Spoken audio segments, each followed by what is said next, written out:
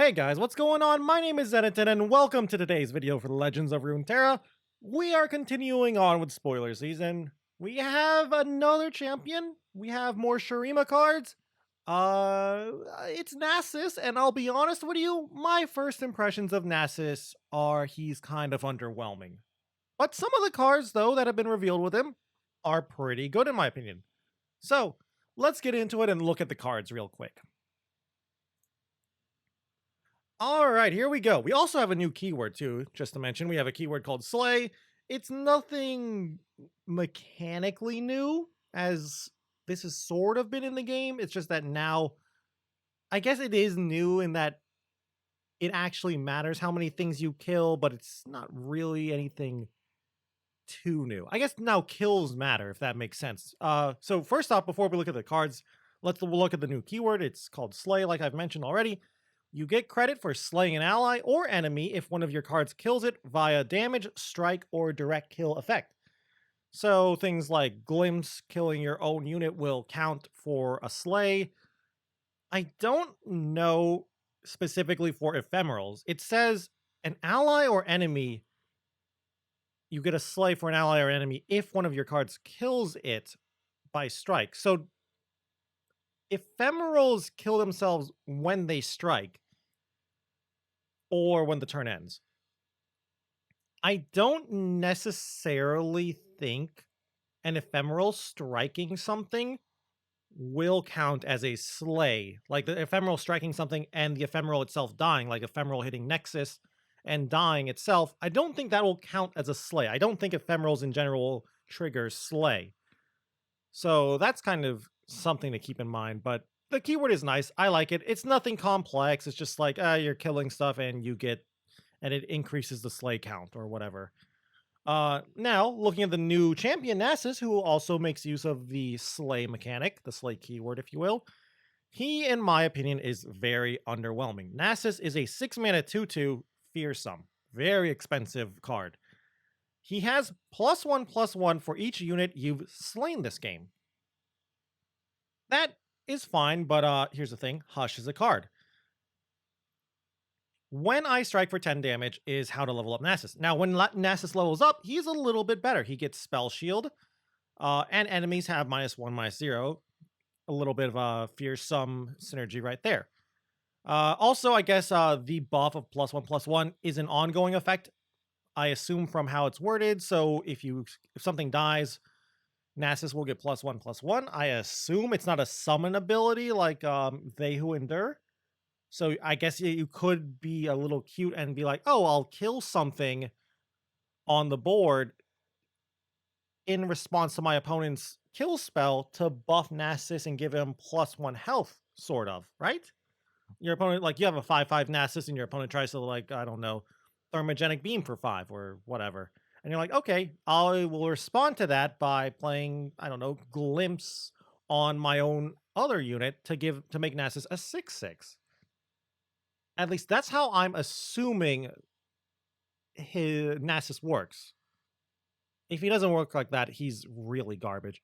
Also, because Nasus is an Ascended, we got to talk about level 3. Of course, to level up to level 3, you got to restore the Sun Disk, which we know in previous videos. We already know what the Sun Disk does. It's a landmark with countdown 25, I believe. Leveled up Nasus is a 6-mana 10/10. That still has the +1/+1 thing going on for him. So he's really big when he's ascended to level 3, leveled up to level 3, I guess. Also, his shrinking ability is even bigger. Enemies have -3, -0.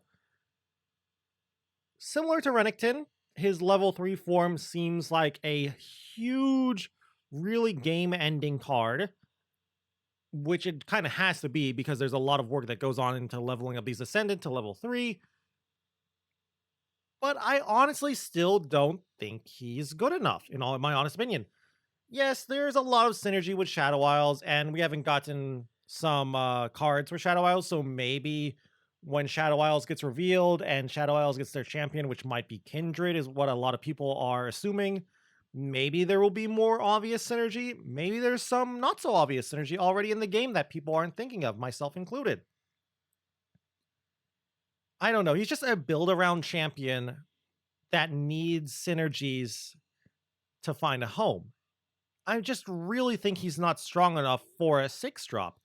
I really feel like he's an inferior They Who Endure. Sure, unlike They Who Endure, he continues to grow with every single slay, unlike in They Who Endure, who gets its buff and that's it. But also, I'd rather just prefer Endure because in the late game, which is around like turn 6 is when the late game is starting usually in most games, Overwhelm is just better than Fearsome. Most of the time, your opponent's going to be able to block a really big Fearsome. Sure, you could say, well, you can give Nasus Overwhelm, I guess.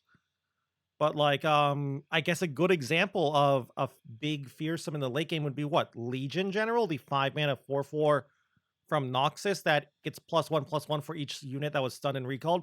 Sure, you got to do the stun and recall Yasuo stuff for that kind of card, but still, it's been done before and it's been tried, and the Legion General himself was kind of mediocre compared to, again, They Who Endure. And you're going to see a lot of comparisons to They Who Endure and Nasus. Now, you might even say, why not play both Nasus and Endure in the same deck? You can, but you're starting to get a little too much top end, and the problem with that idea is your hands start to brick up a little too much. You might have a game where it's like, oh, whoops, I just drew like a Nasus and 2 Endures, or 2 Nasuses and an Endure, and maybe an Atrocity, because you're probably going to play Atrocity if you're playing Nasus or Endure, of course, right? Really, though, I feel like Nasus is only good if he can level up, and his level up condition is a little tough. He has to strike for 10 damage. It has to be Nasus himself doing it. So that's a little bit iffy. Sure, there's some synergy with things like single combat and strike spells, but it's still a little tough. He's probably going to have to attack in twice or hit things twice. Because if Nasus is a 10/10, 6-mana 10/10, that means you have already slain 8 units. If you're playing Nasus on curve, that's 8 units slain by turn 6, which is a lot of units. So if you've somehow attacked in with a Fearsome, that's say like a 5/5 or a 6/6 twice, you're probably in an okay spot. I don't know. I just really am not a fan of him. Like, level 1 Nasus feels weak and a little underpowered. Level 2 Nasus, very interesting, but I just feel like he's too hard to level up, and he doesn't level up too quick, like quick enough. And of course, like other Ascended champions, in other words, Renekton, level 3 is kind of game ending and extremely powerful, but level 3 is tied to the Buried Sun Disk and how hard or easy it is going to activate Buried Sun Disk and restore it. So who knows? Anyway, though, I think I've rambled on about Nasus enough. I've talked about him a lot because I have a lot of thoughts about him. Next up, we have his champion spell, Siphoning Strike. 5 mana, slow speed. I hate slow spells, especially if they're expensive, which this card is. Sure, it's a spell, so you can use spell mana, but 5 mana, slow speed spell. An ally strikes a unit. If it dies, grant ally champions everywhere +2/+2. You can see the synergy here with Nasus already, like most champ spells have synergy with their champion. Nasus has synergy with Siphoning Strike. You have a big Nasus, you Siphoning Strike. He probably kills whatever he's Siphoning Striking, gets the +2/+2, and maybe even level him up. That's a lot of mana. That's 11 mana, though, to play a Nasus and to play a Siphoning Strike. And to continue on, Siphoning Strike is slow. Slow speed combat spells, strike spells, whatever you want to call them, are kind of bad. But you might say, streamer, what about Concerted Strike? It's the same exact mana as this. Yes, but it's also a fast spell. And besides that, it strikes with 2 units. So you're trading off the fast speed to continue our comparison to Concerted Strike. You're trading off fast speed and you're trading off the second striking unit for the potential to have your allied champions everywhere get +2/+2. In my opinion, that's not enough of a trade-off. One of the reasons why you can even play Concerted Strike is not just because it's fast, so you can play it during combats, or you can play it in response to spells like Atrocity, but also because it's kind of tough to deal with. If your opponent's casting it, of course. You can't really just play one removal spell in response to it. You have to usually have 2, unless your unit's just so big, killing one of the units is fine. Siphoning Strike's only using one of your units to strike, so you can use something, so your opponent can use something to remove whatever is striking. Say it's Nasus. Use Grasp or Mystic Shot if whatever is striking is small. You can use Vengeance if it's big. If you just want to keep your unit alive to prevent the +2/+2 from happening because you don't have a kill spell, Sharp Sights and Riposte because it's a strike, it's not a fight like a single combat is. And then you have other ways. Your opponent can also just remove their own units by using Glimpse or killing their own unit if they're desperate enough with like a Mystic Shot or using a single combat to trade off their unit and have it sacrifice itself to get a little bit of value and prevent the Siphoning Strike from going off. Still, though, I think it's an okay card. I wouldn't play it in my decks, but I think it is an okay champ spell for Nasus. But I wouldn't play it in my decks. But for a champ spell, it's not a bad champion spell, and you'll see it because of it being Nasus's champ spell, but I wouldn't put it in my Shurima decks. Maybe if there's enough synergy with striking, sure, and you want to stay in mono Shurima, I guess. But like Demacia is kind of the king of doing these kind of combat striking things between single combat, Concerted Strike, the 3-mana single combat, the dragon single combat. I can't remember the name of it. So I feel like this is only going to be played in mono Shurima if you want this kind of effect, and I feel like there's better effects or better ways to get similar effects. So not a bad card, but not constructed playable, but an okay champion spell. Next up, we have Ruinous Path. A pretty good card in my opinion. 2-mana slow spell, draw 1. Okay, so what else does it do? If you have slain a unit this round specifically, drain 2 from the enemy Nexus. This is kind of like Doom Beast without the Doom Beast. You're trading off the Doom Beast body of 3/2, but instead, and sure, I guess you can say Doom Beast is technically 3 mana, but you're trading off the body to cycle this card. Sure, if you haven't slain anything this round, it's kind of a mediocre card. A 2-mana slow speed cycle is not terrible, but you really want the drain to happen. So I really think if it weren't for the draw 1 part of this card, I think this card would be bad. Because of the draw 1, this card will never be useless. And it feels like it's an okay filler card is a good way to put it. If you're just like, okay, I'm playing like some combo card or combo deck, I want to cycle through the deck quickly, Ruinous Path is okay because it will cycle through the deck and it will help keep you alive. The 2 damage drain also isn't meaningless, as we've learned again, like I said, from Doombeast. So I like it. The problem is, how easy is Slay going to be to activate? Because you're going to want to activate Slay when you want to play this card. And that might be a little tough. Sure, of course, through combat, you're activating Slay because your things are dying, their things are dying, whatever, but I don't know.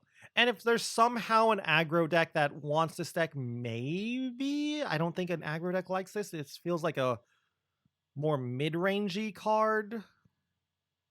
I don't know. I feel like this is a card that's going to be played as like the cards 37 through 40 for the deck just because you need more cards. And this will also be one of the cards that people will look to cut from their deck when they want to put in more fun, weird stuff because it just draws and it's not a high impact kind of card. But usually good cards are not that high impact anyway. Now then, next card, Rite of Calling. I like this card. I think this card is even better than Ruinous Path, and I think Ruinous Path is a decent card. Rite of Calling is a 0-mana slow spell. Already, 0-mana cards are very, very nice in pretty much every card game. They're almost always asking to be broken. But it is a 0-mana slow spell that says kill an ally or destroy one of your mana gems to draw a champion. So it's Entreat for 0. Sure, it's not burst speed, so you can't just go Entreat into champion or whatever the champ spell is. So that's a little bit meh. But there is synergy here. There's a lot of synergy. One, it activates Slay. Or, yes, Slay, that's the keyword. So, Rite of Calling Ruinous Path has some synergy, and it just activates the synergy cards like NASUS and ticks them up as well. So that's nice. And it also has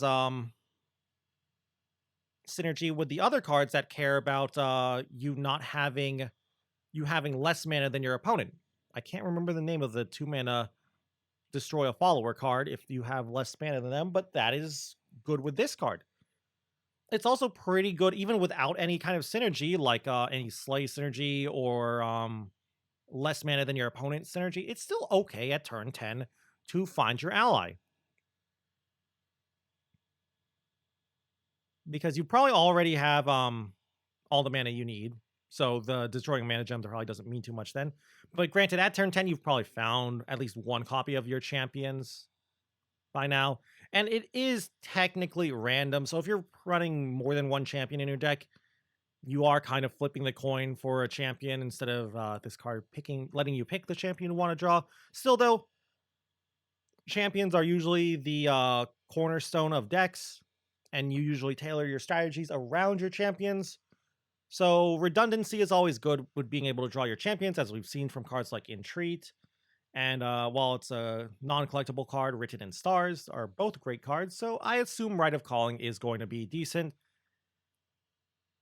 And it's probably going to be played as a 1 to 2 of in certain decks. Not a 3 of, unless there's a lot of Slay synergies and a lot of synergies for destroying your own mana. I don't think this will be played as a 3 of. Also, it's not technically a fast spell, which will hold it back a little bit, because this card would be absolutely broken if it were a fast spell, because you could always just kill an ally of yours in response to a kill spell to draw a champion, and that would be nuts.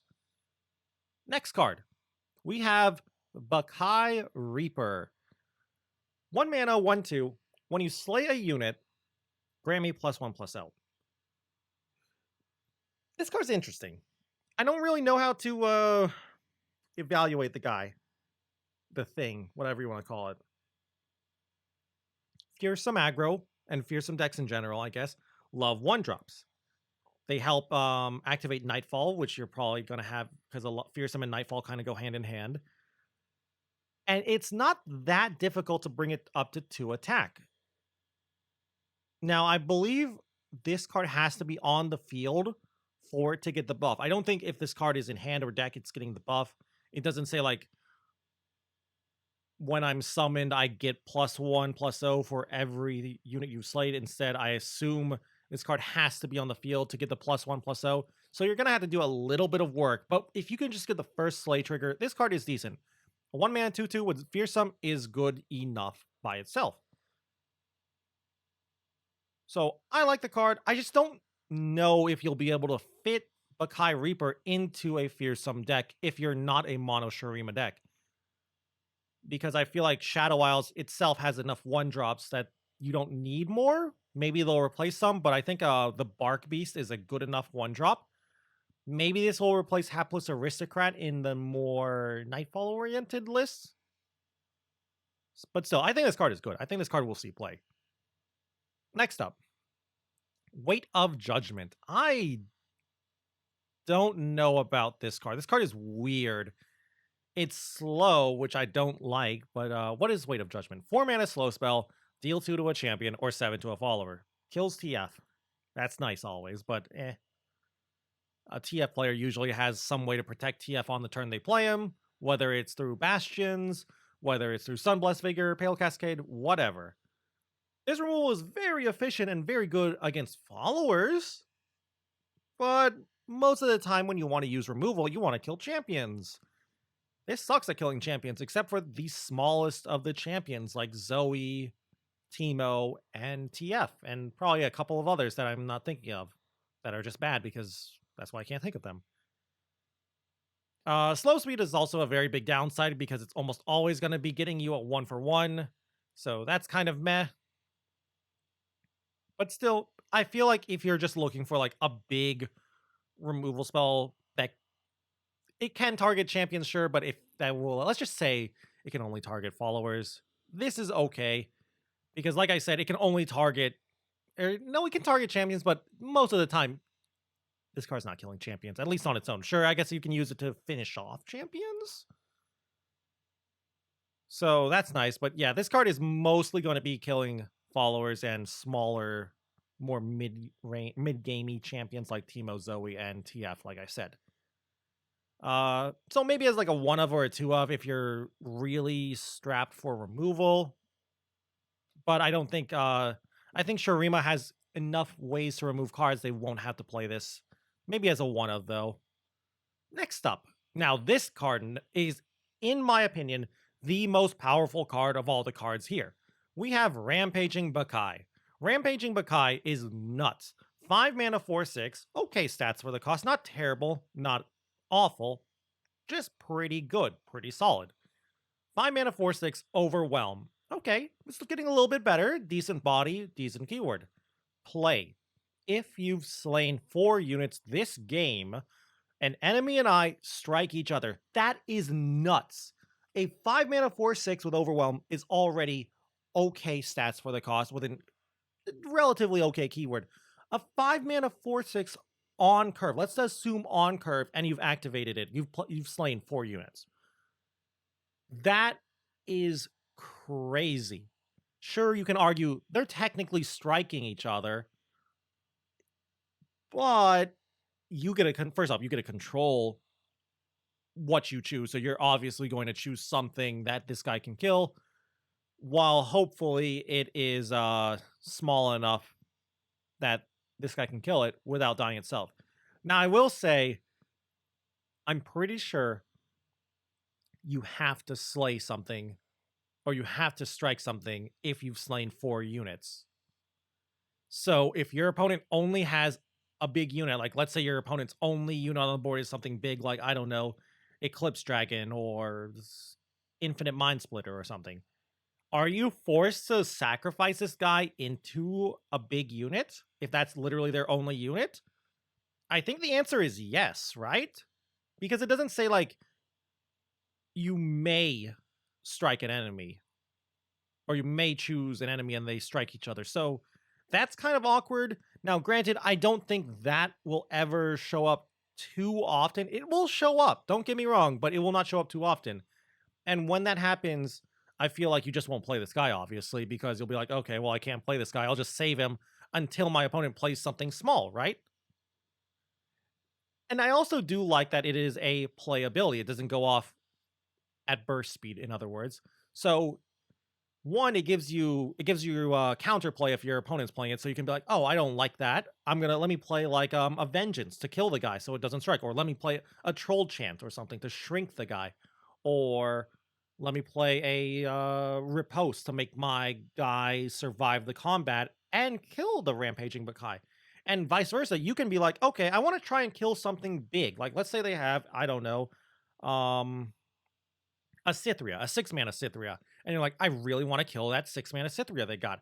So you play this guy, and then you play, in response to the Bakai Rampage, the playability's name, you play Sharpsight or you play Riposte on your own unit to buff this unit so it can kill a unit that's bigger than itself. I really like this. This card is so nuts. And here's another thing that I saw right away when I saw this card. It curves really well against TF opponents. Your opponent goes, turn 4 TF, whatever, and then maybe even like pick a card or some other stuff. You're like, okay, that's cool. Nice turn 4 TF. And then start the next round. Turn 5, Rampaging Bakai, targeting TF. Your TF opponent is most likely sad unless they have the right removal or the right protection spell. So, my god, I think every Shurima deck will play this guy as a 3 of, as long as it's not too tough to activate his ability.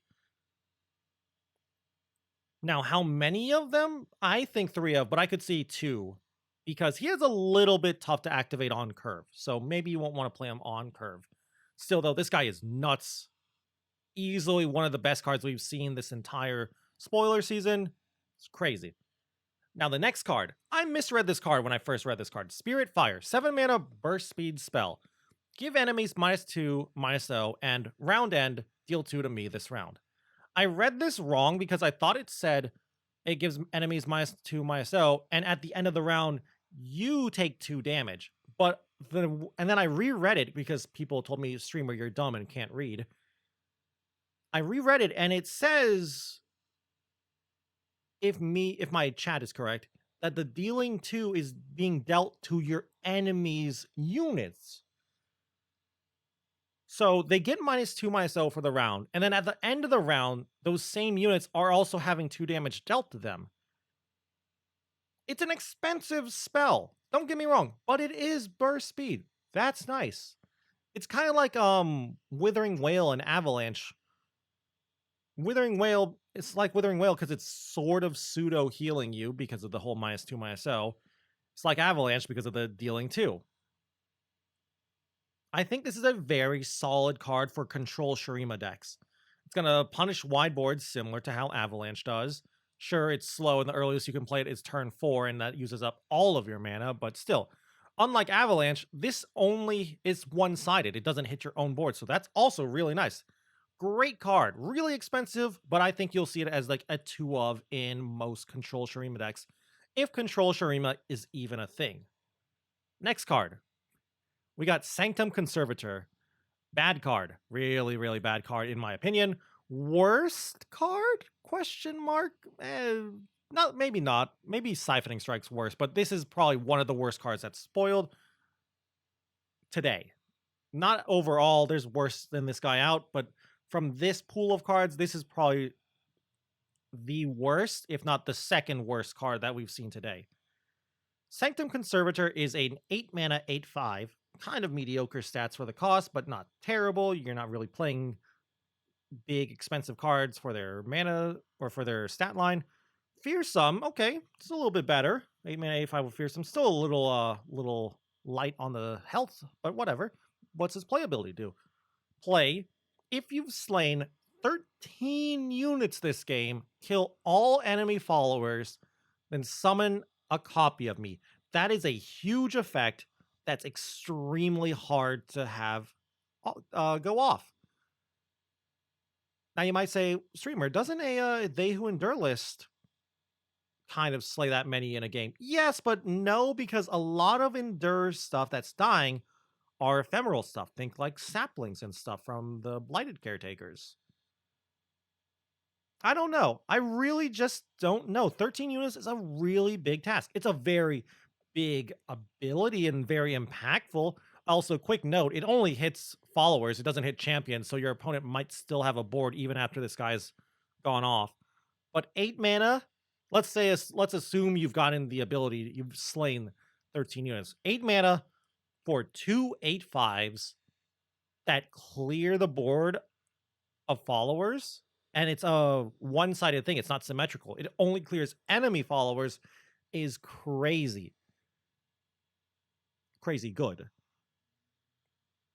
But you have to hit that payoff, and that isn't easy. And that ability is not even that game ending, in all honesty. It's a lot of work, and it's not that game ending. I feel like if you're trying to do this, it's better to just play like a late game deck that's, trying to focus on more powerful late game with late game champions like Field of Rush or maybe Aurelion Soul. Something like that. I guess I've seen some people say how like Ruination synergizes with this guy, so you could do like some kind of Shurima Ruination control, but I don't think that's enough, in all honesty. Like, Ruination's already kind of doing this guy's job. Like, sure, you can be like, oh, you can play a turn 6 or turn 7 Ruination, clear a board. They try to refill the board up with what's left in their hand. You play Conservator. Yes, that's a lot of mana, though. That's 17 mana for that. But that in essence is game winning. But I just think there's better. That is obviously a late game oriented plan. And I just think there's better things you can do in the late game. Maybe if you are trying to do mono Shurima, but then you can't play Ruination. But yeah, maybe in mono Shurima. But again, I just think it's too much of a task to kill and slay 13 things in a game. I don't know. I could see some decks that run 1 to 2 copies of this card because when it does go off in the right situation, in the right scenario, it does win a game. Like, you won't want to play 3 of this. I think no matter what, you're not playing 3 of these. Like, compare this to Captain Farron, also an 8 mana card. Captain Farron is 1, much bigger, 8 mana, 8/8, and 2, even after the nerf, he's still good because in the late game, like I said earlier when talking about Nasus, Overwhelm's better than Fearsome, and 2, Farron doesn't need anything. Farron doesn't really care about slays or Nexus strikes or heals or whatever. Farron just all he asks of you is just play me and I'll give you the decimates and that's it. This guy's asking you to slay 13 units. That's huge. That's like so much work to be done. Anyway, though, I'm rambling now about all these cards. I like the cards though. They look really fun, and isn't that what matters in card games? If card games are fun. Anyway, though, that's gonna be it. I'll try out Nasus. He's not really my playstyle, but some of these cards look fun. Ruinous Path looks fun. Rampaging Bakai looks nuts. Spirit Fire looks great for control. I like it. Also, while I said Sanctum Conservator is bad, I'm still going to play him because he's big, he's flashy, and I like that stuff. So yeah, that's it. I hope you all enjoyed today's video. If you disagree with me, I would love to hear why you disagree with me. Maybe you think Nasus is OP. Maybe you think Sanctum Conservator is OP. I'd love to hear why exactly as well you disagree and how you would build certain cards that I think are just bad. If you guys just enjoyed the video in general, of course, I would love it if you could leave a like or comment down below. If you guys also want to keep up with the content, you can always subscribe to the channel, of course.